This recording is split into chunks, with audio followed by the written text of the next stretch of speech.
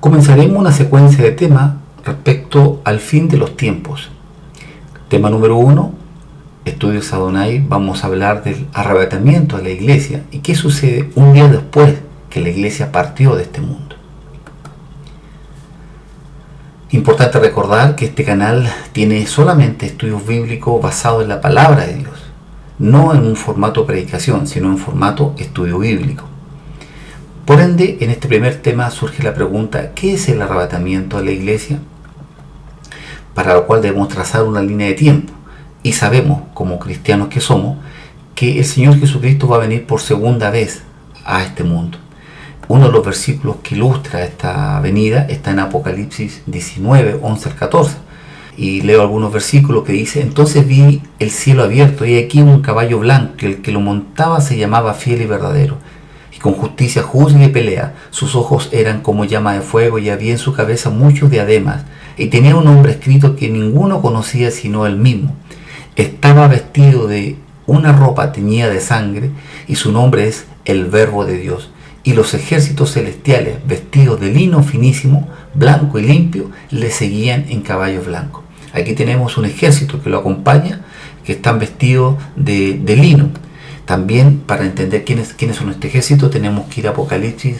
Gocémonos y alegrémonos y démosles gloria, porque han llegado las bodas del Cordero, y su esposa se ha preparado, y a ella se le ha concedido que se vista de lino fino, limpio, resplandeciente, porque el lino fino es las acciones justas de los santos.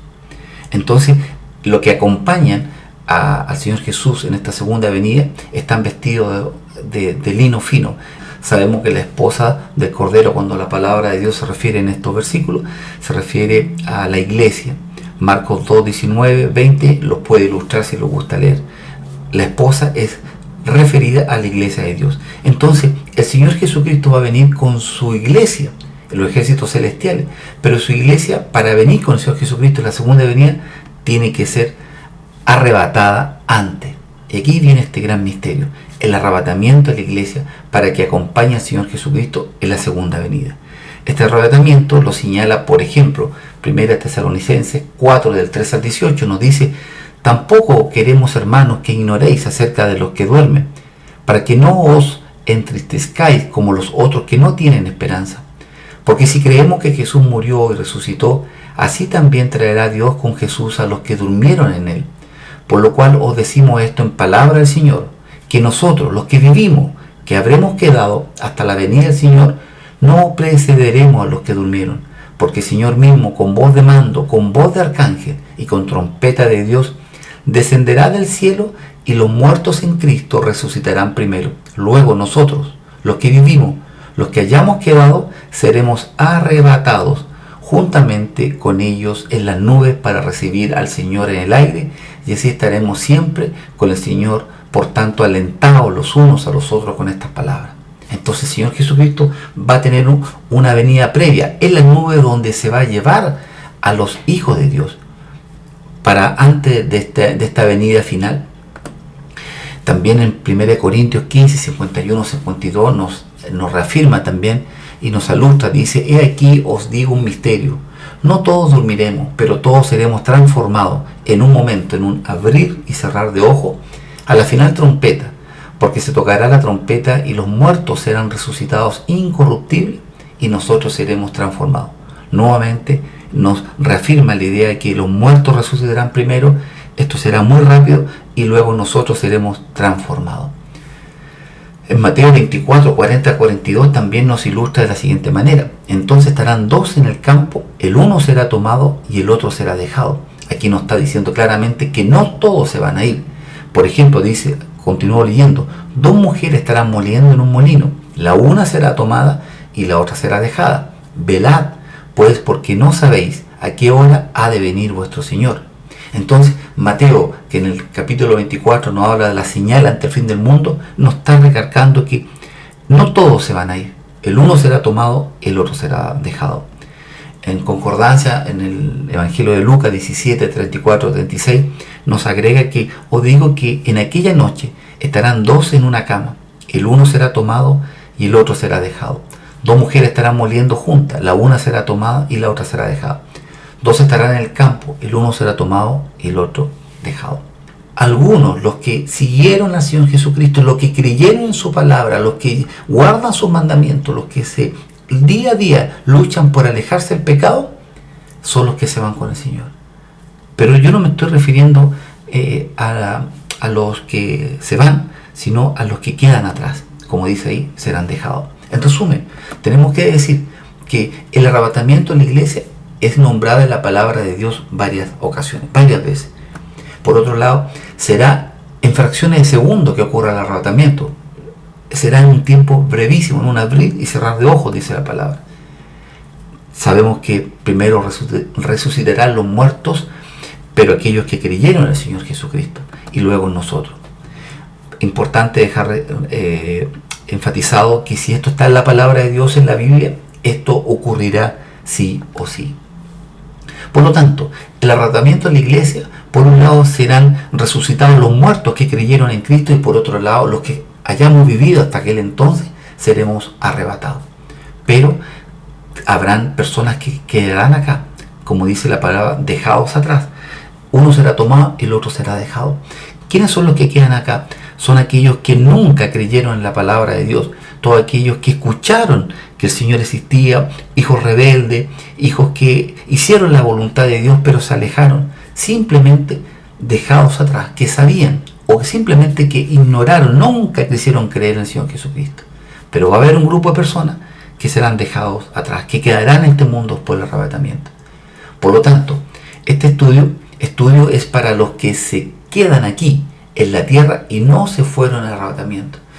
¿Qué sucede un día después del arrebatamiento? Estudios profundos de sociólogos, de ministros e incluso de pastores estudiosos en este punto específico respecto al arrebatamiento. Vamos a sintetizar todo aquello que voy a señalar a continuación. Son estudios que se focalizan en los acontecimientos que va a ocurrir después que ocurra el arrebatamiento. La palabra de Dios nos señala, vamos a ver luego lo que nos señala la palabra de Dios, pero estos van a ser los aspectos operativos prácticos que van a ocurrir ya, de acuerdo a estudiosos de la palabra. Primero, sabemos que, imagínense usted que se va a ir la gente de un día a otro, un montón de gente.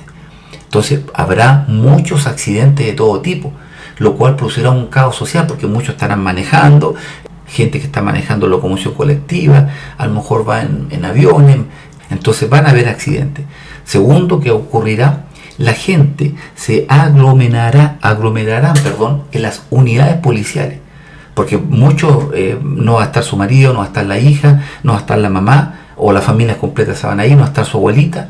Entonces van a ir a las unidades policiales a hacer denuncias, presuntas desgracias, que no llegó a la casa, que no apareció. Van a denunciar desapariciones, incluso van a hablar de secuestro, porque muchos van a desaparecer.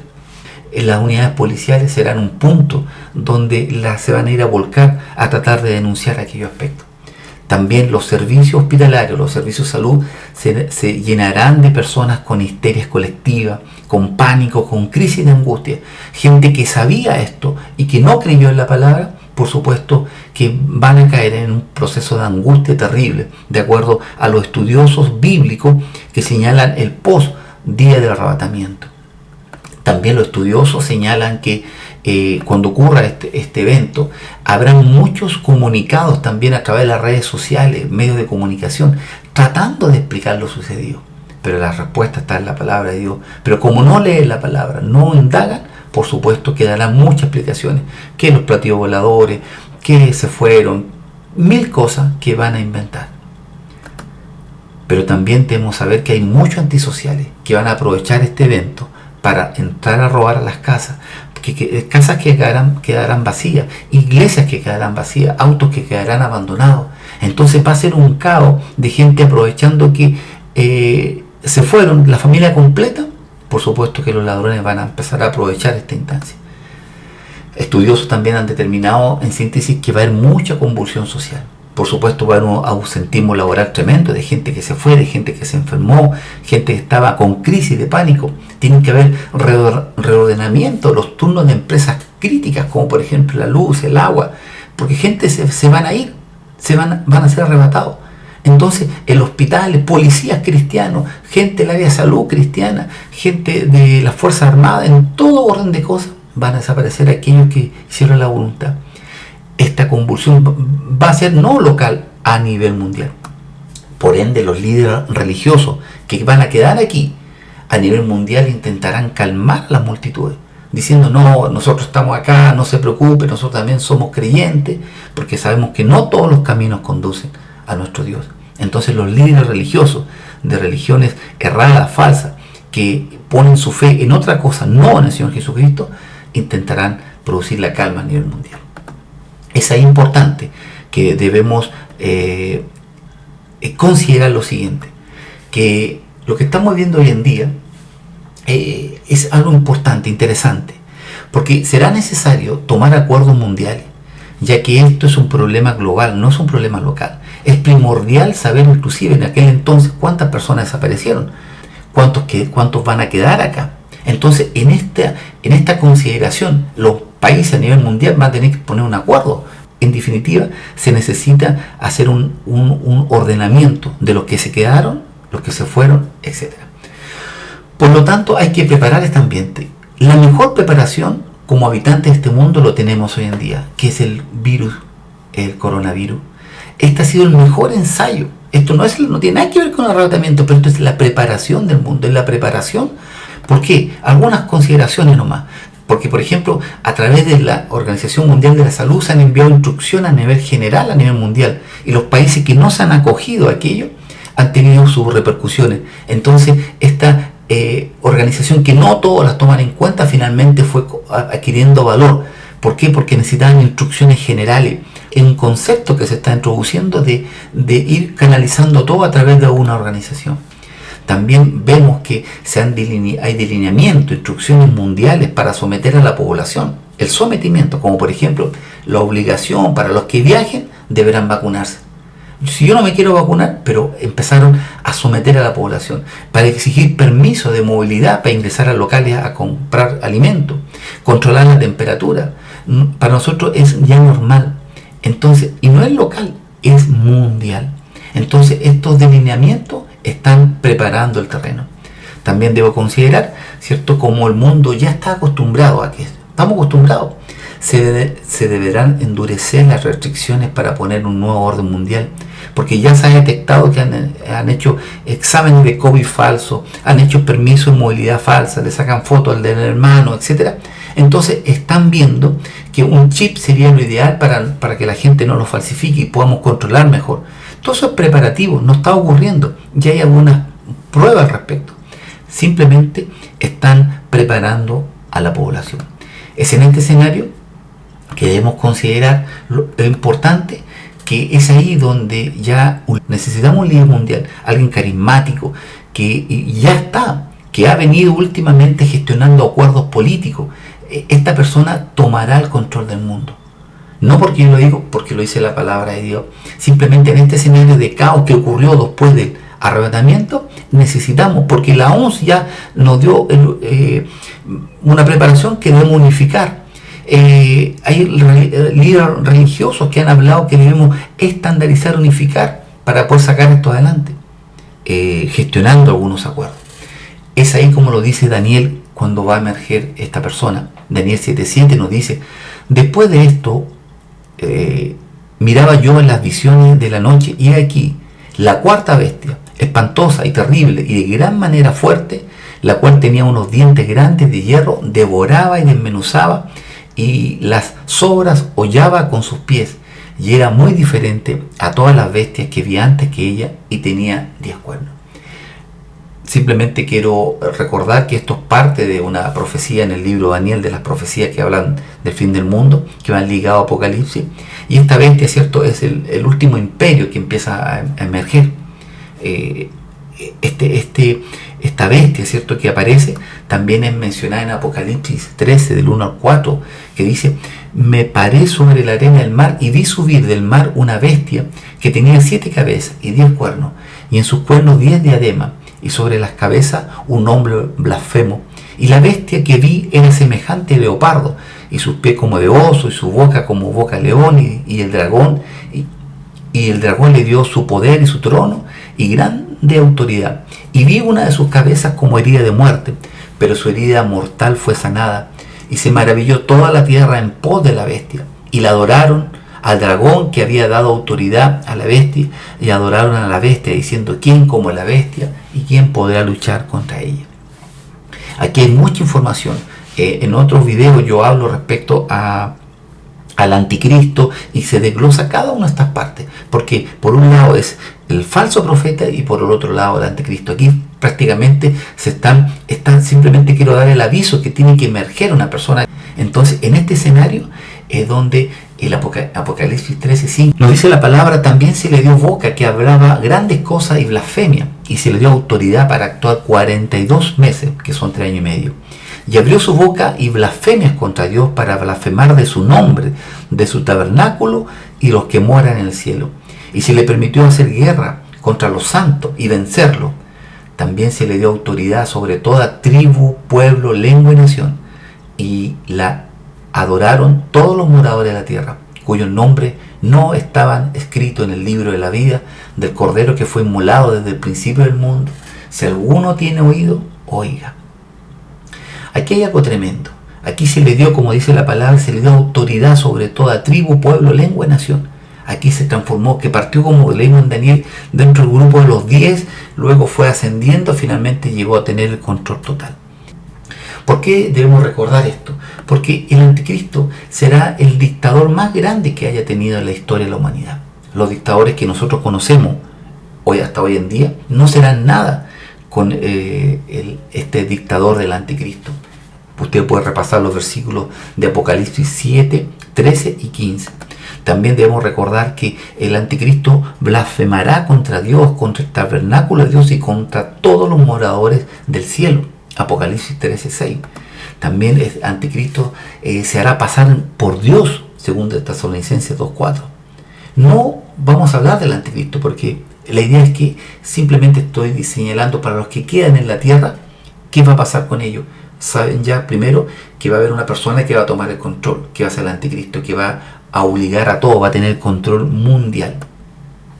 Apocalipsis 13, 15, 18 nos va a dejar muy claro lo que va a hacer este dictador. Y se le permitió infundir aliento a la imagen de la bestia, para que la imagen hablase y hiciese matar a todo el que no la adorase. Van a obligar a adorar a esta imagen. Y hacía que a todos, pequeños, grandes, ricos, pobres, libres y esclavos, se les pusiese una marca en la mano derecha o en la frente, y que ninguno pudiese comprar ni vender, sino el que tuviese la marca o el nombre de la bestia o el número de su nombre. Aquí hay sabiduría. El que tiene entendimiento cuenta el número de la bestia, puede ser el número de hombre, y su número es 666. Una vez que el anticristo tome el control de este mundo, es que obligará a los últimos 3 años y medio a que la gente se marque, que lo adore y se marque con su nombre. Son 3 cosas: con la marca o el nombre de la bestia o el número de su nombre. Son 3 elementos que están ahí ocultos. Y aquí está la enseñanza. Si analizamos Apocalipsis 13, 15 y 18, lo que acabamos de leer, esto se transformará en ley y la población estará obligada a marcarse. No podrán hacer ningún tipo de trámite si no tienen la marca. ¿Por qué? Porque será una ley. Una forma de descifrar esta marca es que tendrá oculto el número de la bestia en su nombre, el 666. Pero esto es para los que ya quedaron aquí en la tierra. Simplemente será una obligación marcarse. Entonces, hago la pregunta: ¿cuáles son las consecuencias para los habitantes de este mundo que se colocarán la marca de la bestia? ¿Qué pasa si yo no me fui al arrebatamiento y me quedé y me van a obligar a marcarme? ¿Qué sucede? Lo vemos en Apocalipsis 16:2, por ejemplo. Fue el primero y derramó su copa sobre la tierra, y vino una úlcera maligna y pestilente sobre los hombres que tenían la marca de la bestia y que adoraban su imagen. Aquí está claro, una úlcera maligna y pestilente, ¿sobre quién? Sobre los hombres que tenían la marca de la bestia. Aquí ya hay una primera consecuencia. Segunda consecuencia, Apocalipsis 14, 9 al 11. Y el tercer ángel lo siguió diciendo a gran voz: si alguno adora a la bestia, acuérdense que lo van a hacer obligación adorar, adora a la bestia y a su imagen y recibe la marca en su frente o en su mano, él también beberá del vino de la ira de Dios, que ha sido vaciado puro en el cáliz de su ira, y será atormentado con fuego y azufre delante de los santos ángeles y del Cordero, y el humo de su tormento sube por los siglos de los siglos, y no tiene reposo de día ni de noche, los que adoran a la bestia y a su imagen, y nadie que reciba la marca de su nombre. Es fuerte, serán atormentados día y noche, y cuyo humo será por los siglos de los siglos, el humo del tormento. La palabra de Dios es dura. En la palabra de Dios momentos donde el Señor Jesús hablaba y los discípulos inclusive se fueron porque encontraban la palabra muy dura. Pero la palabra de Dios es amor, pero es justa. Las personas que se queden acá y que se coloquen la marca sufrirán no tan solo la úlcera, que no será nada comparado con el tormento de fuego y azufre que será por los siglos de los siglos. Pero ¿qué sucede con los que no se coloquen la marca de la bestia? Porque muchos quedarán acá, muchos que escucharon la palabra, nunca se convirtieron, o están con un pie en el mundo y un pie en el Evangelio. ¿Qué sucede con aquellos que se quedan y saben que no se deben marcar? La palabra nos dice en Apocalipsis 15:2: y vi también como un mar de vidrio mezclado con fuego, y a los que había alcanzado la victoria sobre la bestia y sobre su imagen y sobre su marca y el número de su nombre, en pie sobre el mar de vidrio con las arpas de Dios. O sea, aquí va a haber un grupo de creyentes, de cristianos, de gente que creyó en este periodo conflictivo, y dice la palabra: y a los que habían alcanzado la victoria sobre la bestia, sobre su imagen, sobre su marca y el número de su nombre. O sea, los que no se marcaron estaban en pie sobre el mar de vidrio con arpas de Dios. Estaban ante la presencia de Dios. Pero no va a ser fácil, no crea que va a ser fácil. Apocalipsis dice que alcanzaron la victoria, los que no se marcaron. Pero Apocalipsis 24 nos dice cómo fue esta victoria. Y vi trono, y se sentaron sobre ellos los que recibieron facultad de juzgar. Y vi las almas de los decapitados por causa del testimonio de Jesús y por la palabra de Dios, los que no habían adorado a la bestia ni a su imagen, y que no recibieron la marca en su frente ni en sus manos, y vivieron y reinaron con Cristo 1000 años. O sea, hay una última esperanza. Una vez que ocurre el arrebatamiento, para los que queden acá, que con su vida decapitado, el término que se usaba en el tiempo de los griegos era para determinar sentencia de muerte. Aquellos decapitados, que a lo mejor serán antes decapitados, pero en definitiva su mejor traducción es que es una condena de muerte para aquellos que no se marcaron, que no adoraron a la bestia y no recibieron la marca. Finalmente, para los que no se fueron en el arrebatamiento, 3 cosas importantes. Eso es para usted, si es que eventualmente usted se queda. No se deben colocar la marca de la bestia. Usted está claro que ni mucho menos deberá adorar a la bestia. Muchos serán encarcelados. Las cárceles serán llenas de aquellos cristianos que estaban con un pie en el Evangelio y un pie en el mundo. Pero serán enjuiciados y condenados a pena de muerte, porque la palabra de Dios así lo dice. El arrebatamiento de la iglesia es un hecho que ocurrirá sí o sí. Todas las profecías indicadas en la palabra de Dios se han cumplido. Las 39 profecías directas del Señor Jesucristo se cumplieron una y una. Las profecías de la restauración del pueblo de Israel se cumplieron a cabalidad. Todas las profecías se han cumplido. Y por supuesto que se cumplirá también el día en que el Señor venga a buscar a su pueblo. Por lo tanto, el periodo de la gran tribulación será devastador, no tan solo por la tiranía que va a tener el anticristo sobre este mundo, sino también porque paralelamente los juicios de Dios van a estar en plena ejecución. Si aún, escuche bien, no ha ocurrido este misterio, aún está la gracia de Dios para recibir a Cristo Jesús. Recuerden que Jesús dijo en Juan 14:6: yo soy el camino, la verdad y la vida. Nadie viene al Padre sino por mí. Juan 3:16: porque de tal manera amó Dios al mundo que ha dado a su Hijo unigénito, al único Hijo, para que todo aquel que en Él cree no se pierda, mas tenga vida eterna. Así como cuando Cristo fue crucificado, uno de los malhechores que estaba al lado de Él, después entendió que era el Cristo y no hizo nada. A lo mejor no leyó ni la palabra, no fue a la iglesia, no hizo nada. Lo único que creyó que Jesucristo era el Dios y le dijo, acuérdate de mí cuando estés allá en tu reino. Dios solamente pide en este tiempo de la gracia creer que Jesús vino a este mundo a morir por mis pecados, por mí. Y por supuesto, una vez que tú creas en el Señor Jesucristo, como hizo una de sus promesas, serás salvo tú y tu casa.